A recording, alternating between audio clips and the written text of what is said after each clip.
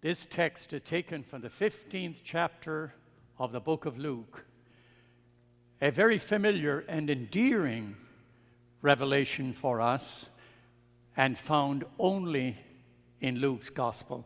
There's something unique and peculiar about Luke's gospel. There's a compassion about Luke's gospel, as we know. We have reflected on it many times. Luke's gospel has the prodigal son, the good Samaritan, the Pharisee, and the publican, chapter 18.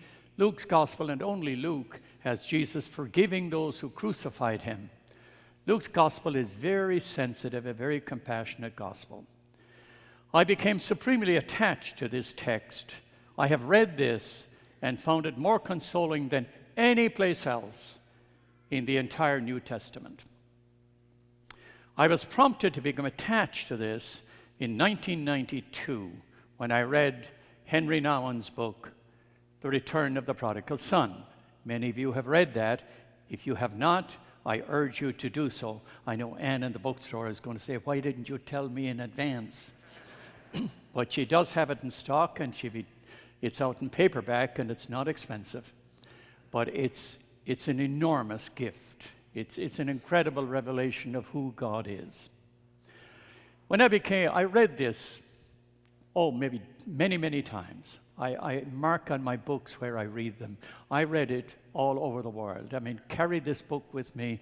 I read it in Nairobi, in Rome, in Russia. I read it here. I read it everywhere. I took this book with me because this book tells me about myself, and it tells me about my God. I'd like to reflect on that. The book is based on a Rembrandt painting, which is at the Hermitage in St. Petersburg. And it was a masterpiece by this Flemish master at the very end of his life. If you read his life, I was prompted to read his life to understand the painting. He was born in 1606, and he lived to be 63 years old, but he had a tortured, very confused, painful life. And at the end of his life, he writes himself, or he paints himself into this masterpiece. Rembrandt is especially remarkable for his self-portraits. He has 80 self-portraits, and this is the last and maybe the greatest self-portrait. So he finds himself somehow in this masterpiece of the return of the prodigal son. After I had read the book a few times, I put it on my bucket list that I have to go to St. Petersburg to see the painting. And in the year 2000, I went there. I was up in the Baltics, and I went all the way to St. Petersburg, and I spent hours in front of that painting, making notes and rereading Henry Nouwen's book. So I became very attached to this. It's a revelation of the Father, of the true God, but it's also a reflection on the two sons. And when you read this or look at the painting and reflect on the gospel, you wonder, which of the two sons am I? I've thought about that a lot. The elder son is a very observant son. He's productive. He's the ideal son. He meets all the expectations of his parents, of his father. He stays with his father. He works on the farm. He's the best son to have. And yet, he has very little heart. He's resentful. He's jealous. He's somehow carrying an anger inside of him. He's a sinner. Even though he looks like an ideal, he's a sinner. But his sins are concealed. They're masked inside his formality. Somebody who keeps all the laws, observes all the mandates, but somehow is carrying sin inside of him that he does not see. The younger son is reckless, selfish, ungrateful, and wanders off and lives his dissipated life. And then somehow he goes through a recovery and he returns to his father. Now, rather interestingly, Rembrandt's painting has the father as an old man who is blind. So then he was asked, if the old man was blind, how could he see his son when he is far off? Run out to meet him. He said he sees him with his heart. You see things with your heart. If you allow your heart to see that you cannot see with your eyes. Rather interestingly also, the painting has the left hand of the Father laid upon the Son in reconciliation, a masculine hand. The right hand, a feminine hand. The right and left brain. It's kind of interesting. Just that God of love appears in all people. So the insightful question, which I wrote into journals, is, who am I? Well, I'm a little bit of the elder son, and I'm a little bit of the younger son. I've been very observant, then I have been reckless. Either way, I have to see myself as a sinner, needing to be reconciled. So the good question to ask ourselves is, consider how you think God sees you. How do you think God looks upon you? What do you think God thinks of you? Because the answer you give is however you think God looks upon you is the manner in which you look upon yourself. See, the elder son keeps all the laws. He's productive. He's deserving. He merits the respect of his father. He sees his father as somebody that he must satisfy. He must please his father. And that's the way he earns the respect of his father. But he doesn't experience the love of his father.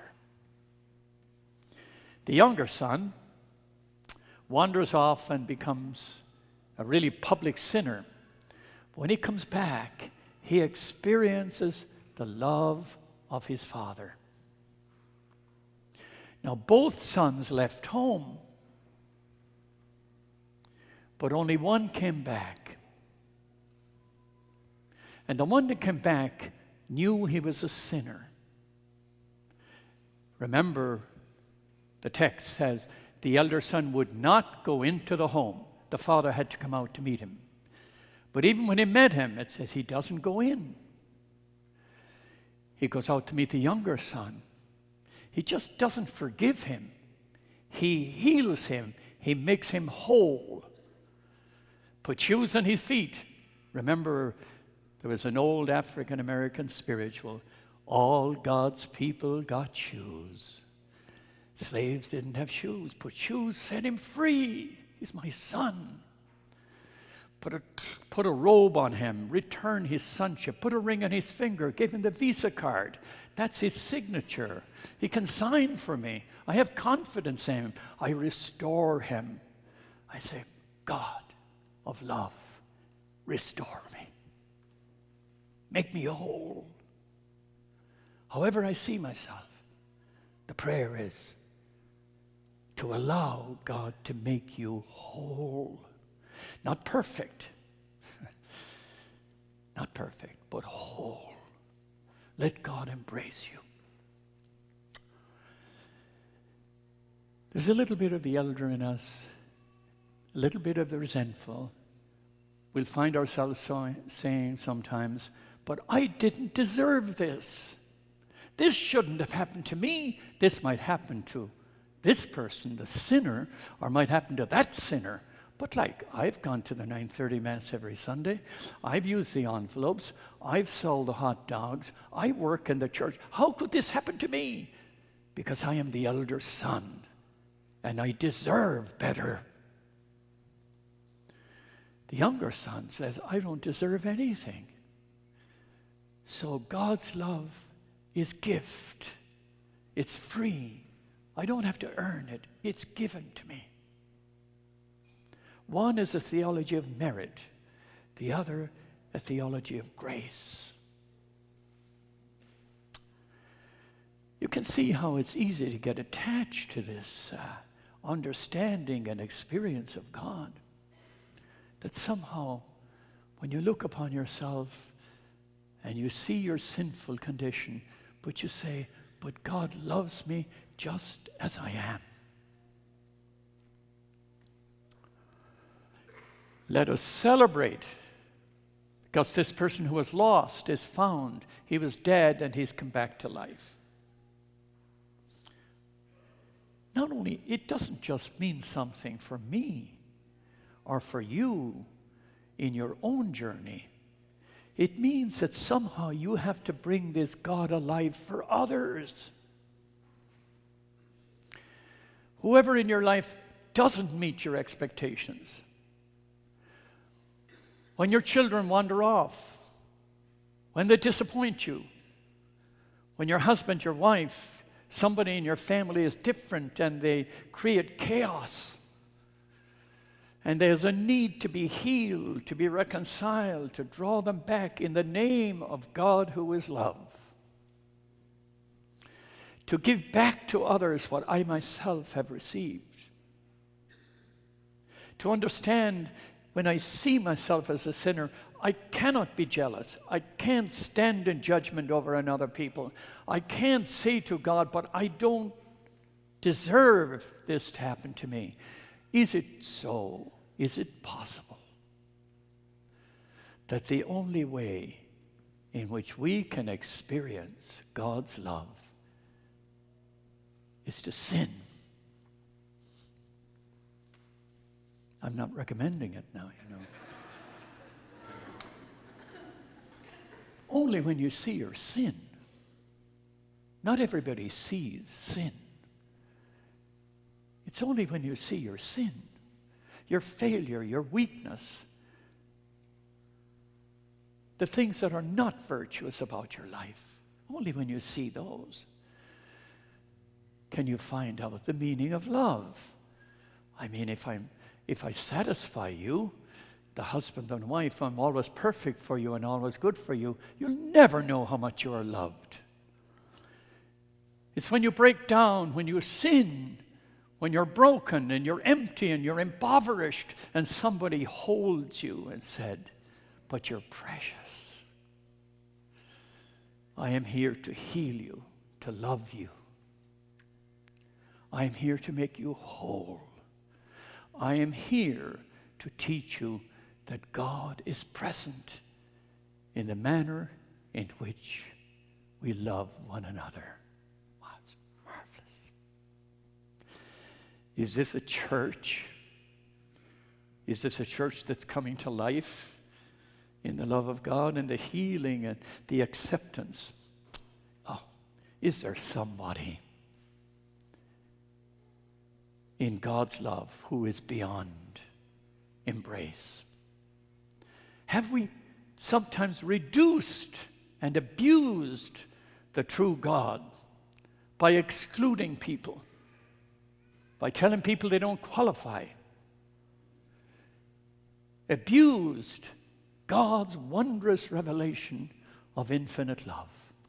Have we failed to live out the gift which is given to us, given to me? I have been healed and forgiven many, many times. I've been on my knees. In my darkest moments, I went back to the 15th chapter of the Gospel of Luke, and I went back and I read again Henry Nouwen's book, and somehow God restored me to wholeness, gave me confidence, assured me to believe in myself as a sinner, precious to God, lovable. The most difficult person in a church community is the perfect person. They drive you crazy. It's true. They're hard on people, they make judgments.